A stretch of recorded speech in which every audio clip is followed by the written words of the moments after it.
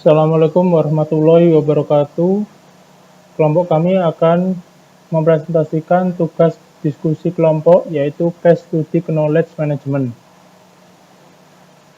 Kelompok kami yaitu saya sendiri, Haidar Guardi Muhammad, NIM 005, yang kedua Muhammad Ibnu Nadir, NIM 020, yang ketiga Muhammad Aziz Pranaja, NIM 030.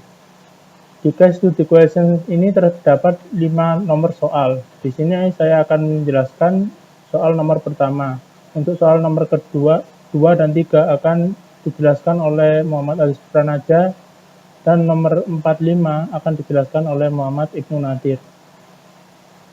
Yang nomor pertama, menganalisis upaya manajemen pengetahuan di TCS menggunakan model rantai nilai manajemen pengetahuan. Alat atau aktivitas apa yang digunakan untuk mengelola pengetahuan diam-diam? Pengetahuan diam-diam di sini yaitu tacit knowledge. Dan mana yang digunakan untuk pengetahuan eksplisit? Pengetahuan eksplisit di sini yaitu explicit knowledge. Lalu jawabannya, model rantai nilai upaya manajemen pengetahuan di TCS dapat dibagi menjadi beberapa kegiatan, yaitu pertama, akuisisi pengetahuan. Selama bertahun-tahun, TCS telah memperoleh banyak pengetahuan dan pengalaman di beberapa bidang melalui proyek onshore dan offshore untuk kliennya di seluruh dunia, termasuk asuransi GE Health, Hewlett-Packard, Prudential Standard, Chartered Bank, dan lain-lain. Selain itu, TCS secara teratur merotasi orang-orang di berbagai fungsi dan di dalam perusahaan tata grup lainnya untuk mendapatkan pengalaman lintas industri. Karyawan juga didorong untuk menjadi bagian dari badan luar seperti IEEE dan masuk untuk sertifikasi. Penyimpanan pengetahuan. TCS telah mengembangkan berbagai repositori dan database untuk penyimpanan pengetahuan seperti KBase, Process Asset Libraries, Knomex, dan Ultimatix. Yang ketiga, penyebaran pengetahuan.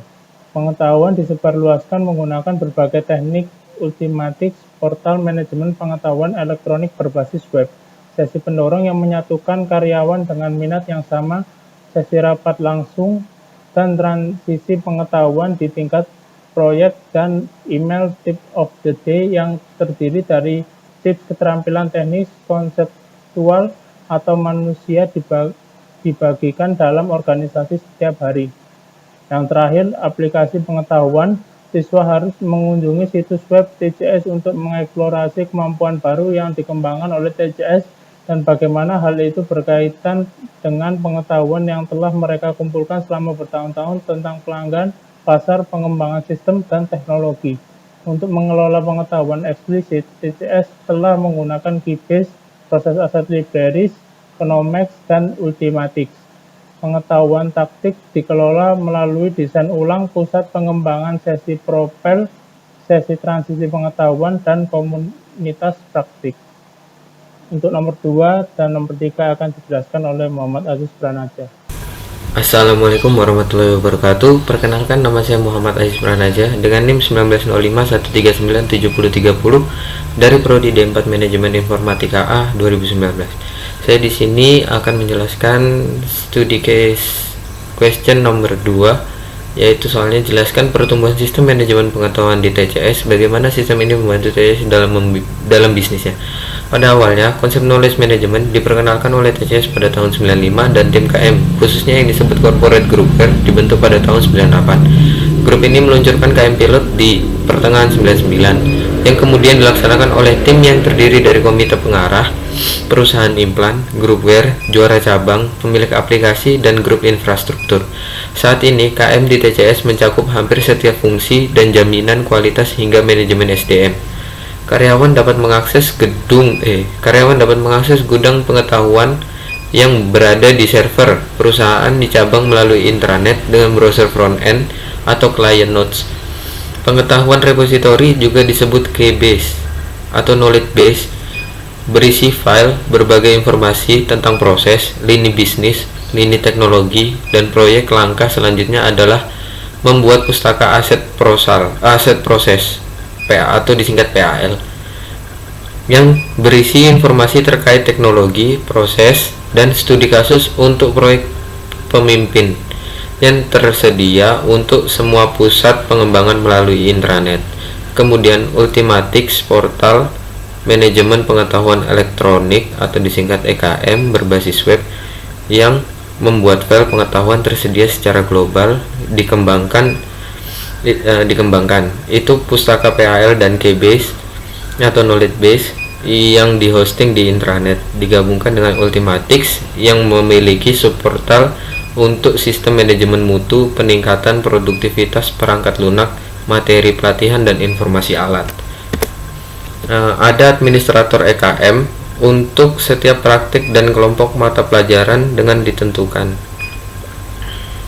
Pada tahun 2007, TCS yang didevelop oleh Nomex memberikan akses kepada konsultan TCS selama hampir 40 tahun pengalaman dan praktik terbaik. Diatur menurut jenis keterlibatan, teknologi yang digunakan, dan pelanggan persyaratan. Ini mendukung lebih dari 60 pengetahuan aset dan dapat diakses melalui Ultimatix ke semua TCS rekan.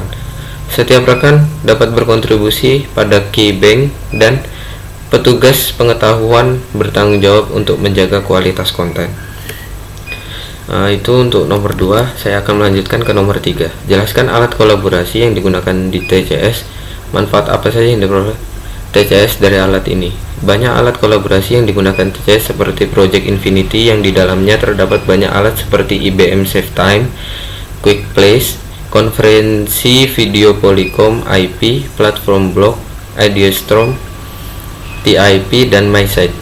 Sebagai hasil dari mengadopsi Infinity, kolaborasi kantor luar negeri dan lokal meningkatkan secara instan olah pesan iMessage instan IM, menyingkirkan perbedaan budaya dan pengucapan yang dapat terjadi di telepon. Keuntungan adalah komunikasi korporat dapat menjelaskan siaran berita internal 24 jam ke semua kantor TCS di dunia. Selain itu, biaya perjalanan dan telekomunikasi turun masing-masing sebesar 40% dan 6% pada masing-masing saluran, dan juga dapat meningkatkan kolaborasi, komunikasi, dan berbagai pengetahuan di antara karyawan. Ya, itu buat nomor 3. Sekian dari saya. Wassalamualaikum warahmatullahi wabarakatuh.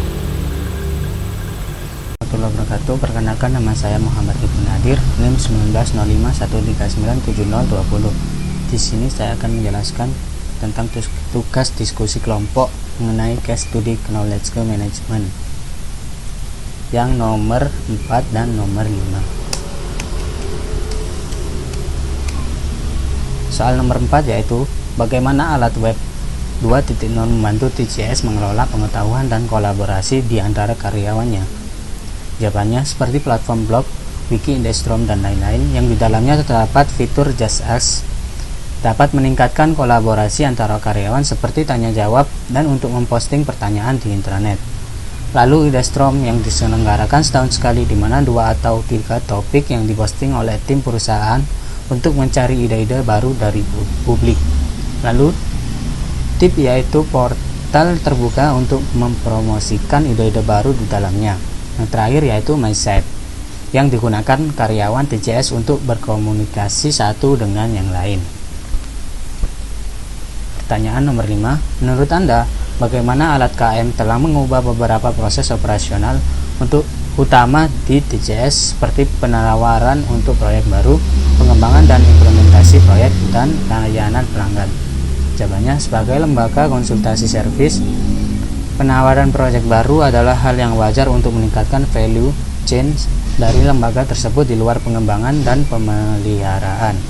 Lalu pengembangan itu sendiri dapat dilakukan dari alat kolaborasi seperti menampung ide dan apa yang dibutuhkan oleh publik, lalu juga repositori KM yang di dalamnya terdapat teknik-teknik yang digunakan perusahaan agar lebih efisien guna pengembangan proyek itu sendiri dan kelancaran pada proyek tersebut. Lalu untuk layanan pelanggan, TCS dapat mengambil ide industri yang lain yang berada di basis data KM perusahaan dapat memberikan solusi untuk penanganan pertanyaan pelanggan.